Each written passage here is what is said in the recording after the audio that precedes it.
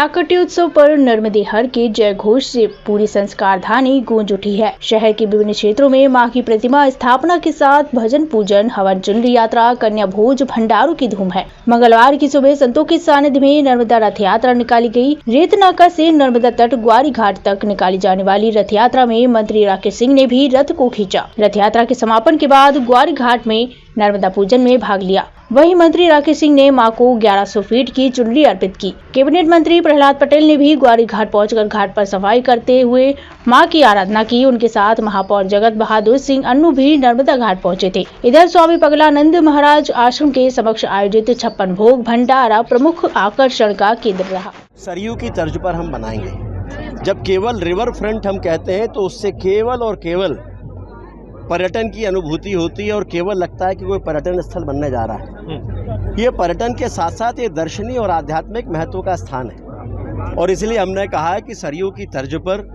माँ के तट को विकसित किया जाएगा। इसका डीपीआर तैयार हो रहा है। शीघ्र ही Madhya Pradesh road development corporation के अधिकारियों के साथ मैं स्वयं भी सरयू जाने वाला हूँ, एक बार वहाँ की सारी चीज़ों को देखकर, ताकि यहाँ का डीपीआर और आगामी निर्माण में उसको लेकर हमें आसानी हो सके।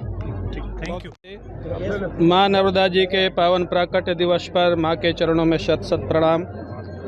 हमारे नर्मदा पुराण में लिखा हुआ है कि बाकी नदियाँ कलयुग के 5000 वर्ष व्यतीत होने तक लुप्तप्राय हो जाएंगी, लेकिन माँ नर्मदा जब से सृष्टि है तब से हैं और जब तक सृष्टि रहेगी तब तक रहेंगी, पुराणों में लिखा है।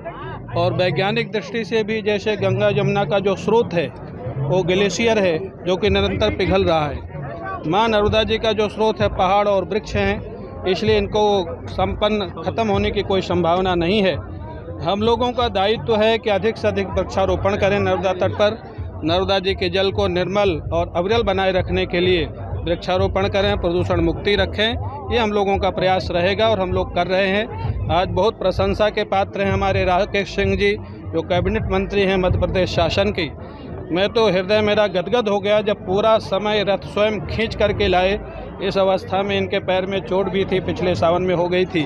ये इनके श्रद्धा भक्ति का परिणाम है। जैसे भरत जी पैदल चित्रकूट तक गए क्योंकि राम जी की भक्ति उनके हृदय में थी, ऐसे ही राकेश सिंह जी के हृदय में नर्मदा जी की भक्ति कूट कूट के भरी हुई है, इसलिए रथ को खींच कर यहाँ कर ला सके। बहुत बहुत साधुवाद, आशीर्वाद, धन्यवाद।